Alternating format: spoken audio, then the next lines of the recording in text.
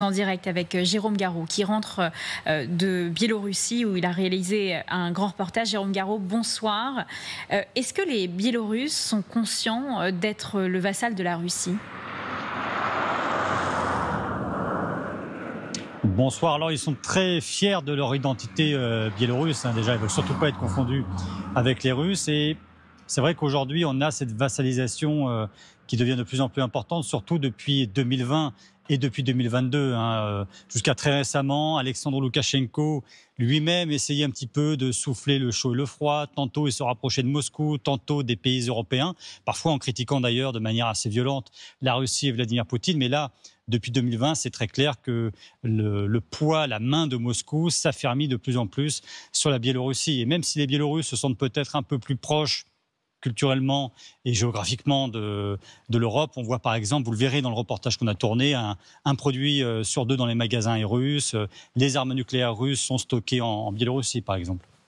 Merci Jérôme Garraud, merci à vous Jean-François Colosimo. Et c'est d'ailleurs votre reportage que nous visionnons tout de suite, Jérôme Garraud. Depuis 30 ans, la Biélorussie vit sous la poigne d'un homme, Alexandre Loukachenko. Pour certains, un protecteur, pour d'autres, le dernier dictateur d'Europe. Propagande, répression, silence imposé. La Biélorussie comme vassale de la Russie de Vladimir Poutine. Mais qui tire vraiment les ficelles? Et jusqu'où peut aller un pouvoir prêt à tout pour survivre? Un reportage signé Jérôme Garraud, Vincent Pierron et Liena Dabac.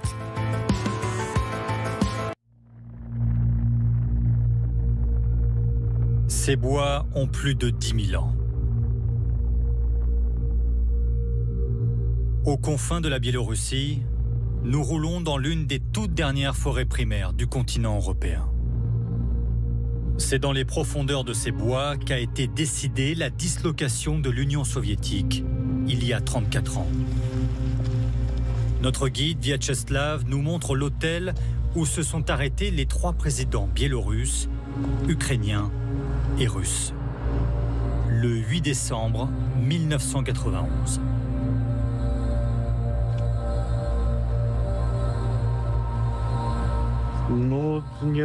La fin de l'URSS, c'était inattendu pour nous. Il y avait quelque chose dans l'air, mais on n'imaginait pas que tout pouvait s'arrêter définitivement. Je ne sais pas ce qui se passe dans les autres ex-républiques socialistes.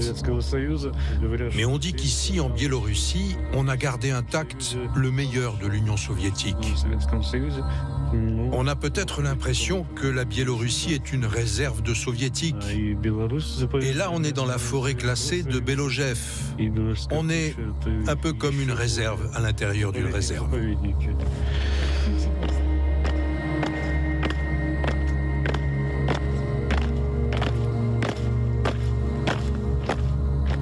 Aux portes de l'Europe, c'est un pays qui semble figé dans une autre époque. Où le souvenir de Staline et de l'utopie socialiste sont toujours célébrés. Pour comprendre la Biélorussie, il faut remonter au 25 décembre 1991.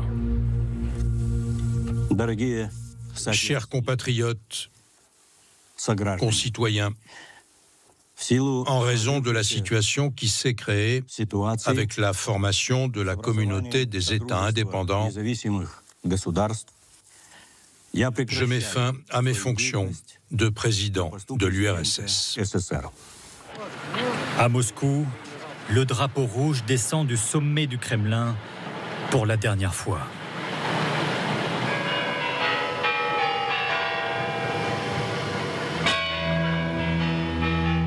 L'URSS, cet ensemble de 250 millions d'habitants, éclate et laisse place à 15 pays indépendants. Tous prennent le chemin de l'économie de marché. Tous, sauf la Biélorussie, qui décide après quelques années de revenir vers le modèle soviétique avec une économie planifiée.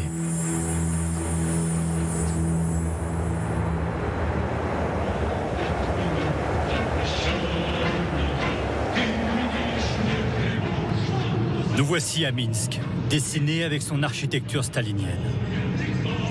Détruite à 80% pendant la Seconde Guerre mondiale, la ville a été entièrement rebâtie selon les standards soviétiques.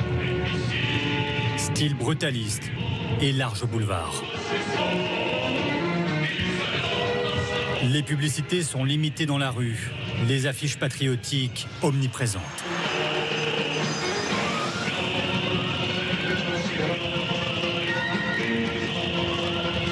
C'est d'ailleurs le père de la Révolution et fondateur de l'URSS, Lénine, qui garde l'une des plus grandes usines du pays. Une usine de tracteurs bâtie sur ordre de Staline en 1946. Notre équipe est autorisée à visiter une partie de la chaîne de production, la plus moderne.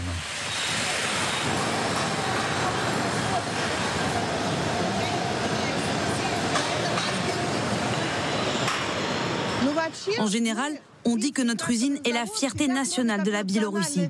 Sans vouloir offenser notre président, on aime dire que le Biélorusse le plus connu au monde, c'est notre tracteur. Et voici Grigori, à qui nous sommes présentés. Chef d'atelier à la fonderie et ouvrier modèle. Être biélorusse, c'est un honneur. À mon avis, nous vivons dans le seul pays au monde où l'on respecte les droits. L'État prend soin des travailleurs et on vit dans la tranquillité. Des mots dans la ligne du discours officiel. Cette usine est publique. En Biélorussie, les 3/4 de la production du pays proviennent d'entreprises d'État. Héritage de l'ère communiste, l'économie est toujours en grande partie planifiée. Ça, c'est le premier tracteur construit à 100% dans notre usine. Il date de 1953. Et si on le retirait de ce socle, on pourrait encore le faire fonctionner. Preuve d'une certaine fierté, un musée retrace l'histoire des lieux. Autrefois, cette usine fabriquait des tracteurs pour toute l'Union soviétique. Aujourd'hui, les anciennes républiques socialistes demeurent les principales clientes. Notre marché principal, c'est la Fédération de Russie. Mais nous vendons aussi aux pays amis, Ouzbékistan, Tadjikistan, Kazakhstan. On a même ouvert des filiales dans ces pays. Et maintenant, on fournit les tracteurs dans les pays lointains, en Asie, en Amérique latine et sur le continent africain. Pendant ce tournage, nous avions demandé à suivre un ouvrier chez lui. Ce sera Grégory, que nous avons vu plus tôt. Et ça ne se fait pas sans escorte. Bon, là, on va aller voir un ouvrier et c'est la direction de l'usine qui nous amène devant son domicile. Nous retrouvons donc notre chef d'atelier dans la banlieue de Minsk. Добрый день.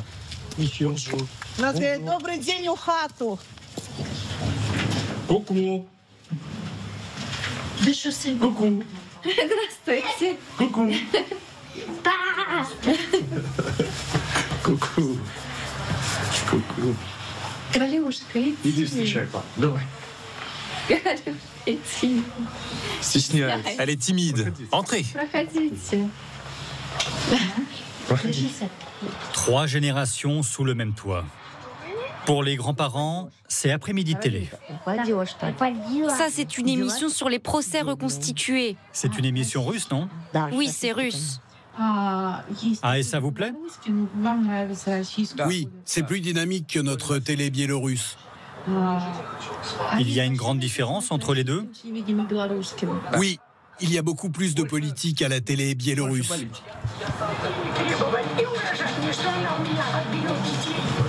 Passage dans la pièce voisine, la cuisine. Oui, c'est un plat qu'on aime beaucoup ici. Les draniki, des galettes de pommes de terre. Toutes les familles biélorusses en cuisinent presque chaque jour. C'est très pratique. Ça donne de la force. Vous voyez, moi j'ai pris du volume grâce à ce plat. Je ne me nourris que de draniki. Rejoint par notre accompagnatrice, ici en rouge, commence une petite démonstration de patriotisme. Vas-y, chante l'hymne national. Мы белорусы, мирные люди, сердцем отданные родной земли. Et dis-nous, comment s'appelle notre président? Alexandre Grigorievitch Loukachenko. On l'appelle aussi Batchka. Qu'est-ce que ça veut dire, Batchka? La traduction de Batska en biélorusse, c'est notre père. C'est comme ça qu'on appelle nos pères. Et notre peuple surnomme ainsi notre président. Il est comme notre papa. Loukachenko, petit père des peuples, façon Staline biélorusse.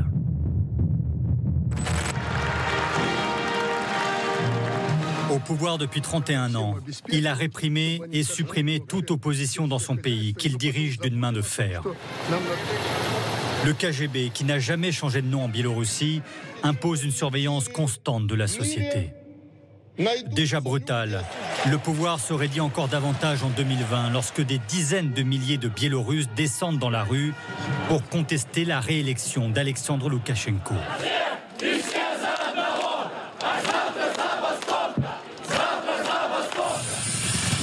Batchka, le petit père, se montre alors descendu d'un hélicoptère, Kalachnikov à la main, dans le centre-ville.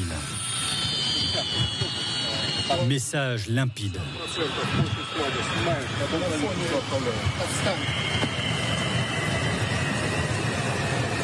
Il n'y a plus personne ici, n'est-ce pas?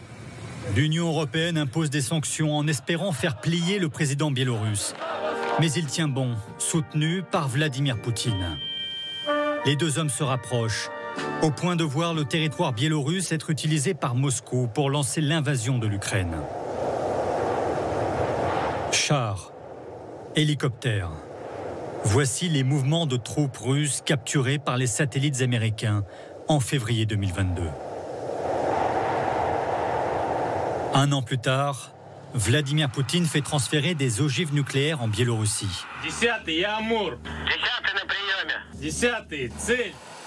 Manière de rassurer son dernier allié dans la région et de défier les Occidentaux.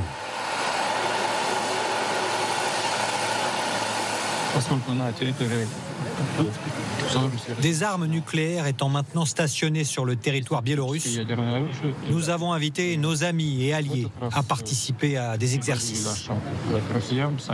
Nous le faisons régulièrement. Cette fois, l'exercice se déroule en 3 étapes. Lors de la deuxième étape, nos collègues biélorusses se joindront à nos actions conjointes. Des instructions ont été données au ministère de la Défense et aux états-majors de nos armées pour un entraînement conjoint. Loukachenko a toujours cherché la loyauté des agriculteurs et des ouvriers. Il n'hésite pas à mettre en scène ses punitions lors de visites d'usines, accompagnées par la télé nationale. Comment peut-on laisser des femmes travailler au milieu de vitres cassées? C'est un crime, et ce crime sera puni. Je limoge donc sur le champ le directeur de l'usine, et je nomme un nouveau directeur qui sera sous mon contrôle. C'est une chance pour lui. S'il ne réussit pas, il sera jeté en prison. Même exercice dans les exploitations agricoles, là où l'État investit massivement. Ça va pas, ça. Si j'étais ton chef ici, ce serait ton dernier jour de travail. Et le ventilateur, là, il faut le réparer, tu comprends? Il faut que ça fonctionne.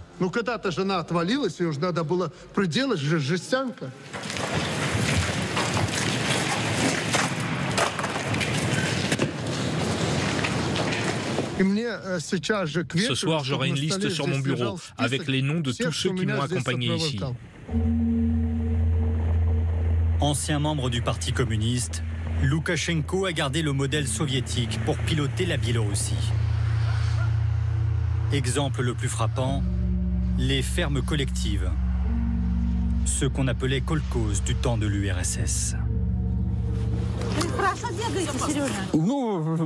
J'ai un grand kolkhoze. Ah, vous dites encore kolkhoze, vous? Oui, on a l'habitude du vieux nom. Les exploitations ont été modernisées à travers le pays. Mais ici, c'est l'État qui ordonne la quantité de lait à produire pour l'année. Ici, c'est l'atelier de production de lait. On a 3 fermes comme celle-ci. La différence avec le capitalisme, c'est que nous sommes dépendants de l'administration. On dépend des chiffres de production qu'on nous impose. Moi, je peux toujours protester depuis ma position, mais je suis tout en bas. Pour les ouvriers de cette ferme, le logement et le transport sont gratuits. La différence par rapport aux kolkhozes d'autrefois, c'est que maintenant on peut décider nous-mêmes comment utiliser nos bénéfices pour investir dans de nouveaux équipements plus modernes. Vous voyez ce carrousel, c'est un exemple de nouvelles technologies qu'on utilise. Ce mélange d'étatisme dans une économie de marché s'appelle ici le socialisme de marché. En Biélorussie, les salaires et les retraites sont faibles, mais le taux de pauvreté est l'un des plus bas d'Europe, autour de 5% d'après les données de la Banque mondiale. Et même dans ce décor post-soviétique se glissent les emblèmes du capitalisme. Nous entrons dans l'un des plus grands centres commerciaux du pays. L'économie de pénurie, constante sous l'URSS, a disparu. À côté du champagne soviétique, c'est son nom, à 2 €, le camembert président ou le Nescafé soluble. Là, on déambule dans un supermarché biélorusse. Alors, vous avez des articles qui viennent de l'étranger, comme le Nutella, là, qui est fabriqué en Allemagne. Mais surtout, vous allez voir, il y a énormément de produits russes. Historiquement très liée à la Russie, l'économie biélorusse est devenue encore plus dépendante de Moscou depuis la guerre. Un produit importé sur 2 est russe. Plus étonnant, dans cette galerie marchande, de nombreuses marques occidentales qui ont pourtant quitté la Russie sont toujours présentes.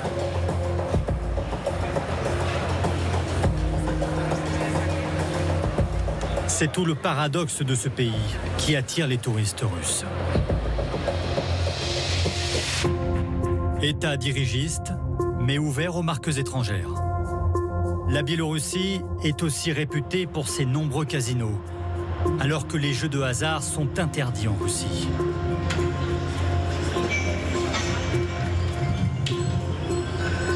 Après avoir été ballottés des années entre l'Union européenne et Moscou, les Biélorusses sont maintenant peu à peu attirés dans l'orbite de leurs puissants voisins.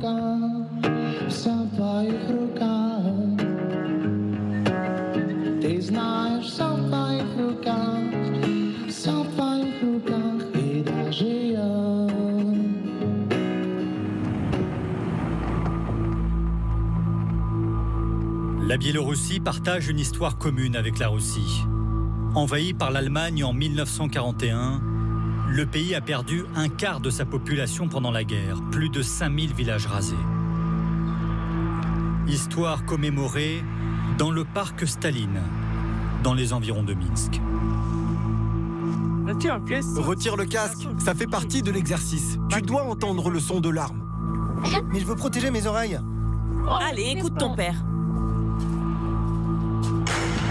Pour quelques roubles, il est possible de tirer sur ces antiques Panzer allemands.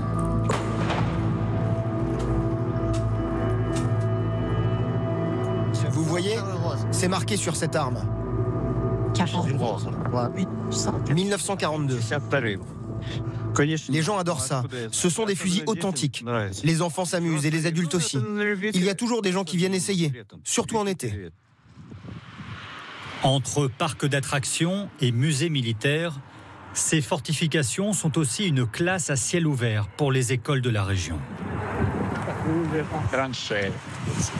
Vous voulez vous promener dans une tranchée ? Oui. À votre gauche, il y a les abris des soldats. Et la sortie est là-bas, tout droit.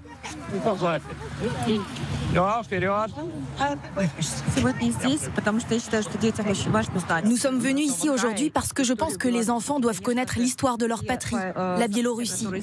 Tous les événements qui se sont passés ici pendant la guerre entre 41 et 45. C'est pourquoi on cultive des petits patriotes. Et les petits patriotes doivent voir de leurs yeux ces tranchées. Seconde guerre mondiale, guerre froide. Pour en apprendre davantage sur la formation de la jeunesse, nous devons partir pour un voyage dans l'ouest du pays.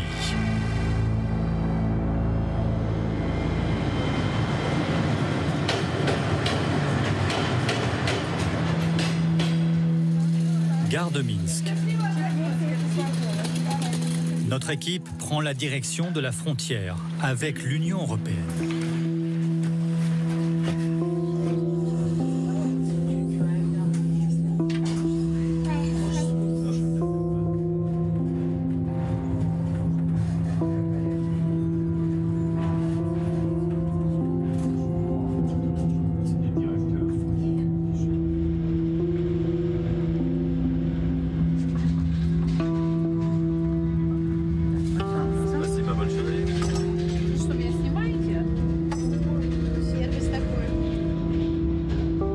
Ça ressemble beaucoup au train russe. D'ailleurs, ce train vient de Moscou et va jusqu'à la frontière polonaise. Et ça s'appelle le train international, parce qu'à l'époque, il desservait Varsovie. Aujourd'hui, c'est uniquement Biélorussie et Russie.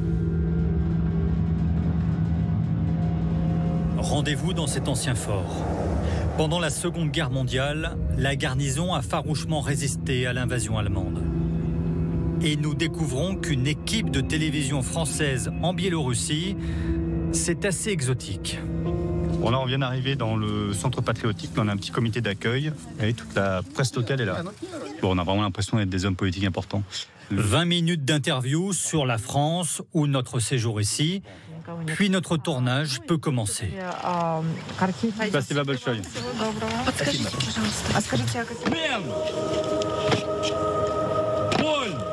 C'est dans les murs de cette forteresse que les enfants de la région viennent parfaire leur très officielle éducation patriotique. Chaque école de la ville de Briest a un détachement de 33 élèves consacrés à la mémoire de notre forteresse. Pendant l'année, à tour de rôle, chaque détachement vient ici et pendant une semaine, ils font cette garde d'honneur de 8h du matin à 14h. Chaque tour de garde dure 20 minutes. L'éducation patriotique est aussi une initiation à la vie militaire. C'est d'ailleurs dans une caserne que continue notre visite. On prend le t-shirt, vous le pliez comme ça et vous le mettez dans l'armoire. Toi, tu refais ce que je viens de faire avec un autre t-shirt. Allez, vite. Prends un t-shirt, plie-le comme je t'ai montré. Commence. Tu plies. Encore. Encore une fois.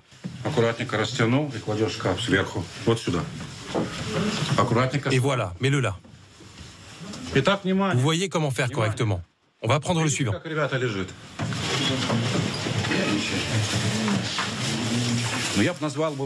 Je dirais qu'ici, c'est un peu comme un club de jeunes soldats. Mais c'est un cours allégé, avec le désir de comprendre la discipline de l'armée et d'apprendre l'autodiscipline. Pour ces adolescents, la formation dure une semaine. Ce jour-là, premier secours pour les filles, lutte pour les garçons. Vous abaissez les coudes et vous les tenez comme ça, près du corps, pour éviter que l'adversaire frappe votre foie. Regardez. Et 1. Le bras bien tendu. Pas plié.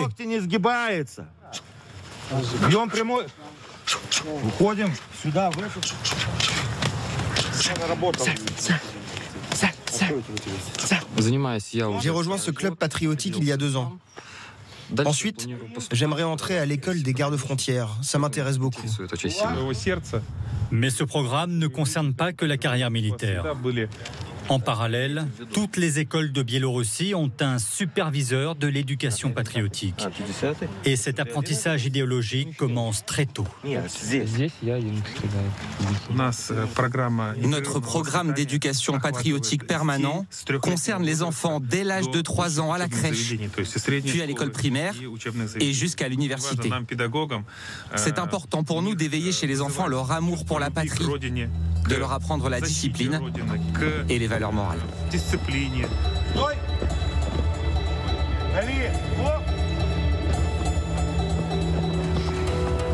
Conservée dans ce monde post-soviétique, la société biélorusse reste surveillée par un président au règne interminable. Au terme d'un scrutin verrouillé, sans réelle opposition, Alexandre Loukachenko vient d'être réélu en début d'année pour son 7e mandat.